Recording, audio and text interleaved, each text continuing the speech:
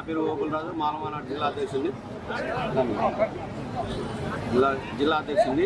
ఈరోజు doctor BR Ambedkar జయంతి కనుక ఘనంగా నివాళులు అర్పించడం జరిగింది. అలాగే పోలారం వేసి కేక్ చేయడం కూడా జరిగింది. ఆయన రాసిన రాజ్యాంగంలో మనం ఈరోజు ఉన్నామంటే ఆయన రాజ్యాంగం రాసిన వల్ల ఆడవాళ్ళకైతేనేమి మగవాళ్ళకైతే ఒక్కటి ఆయన రాసిన రాజ్యాంగం వల్లనే మనం ఇలా ఉన్నాము.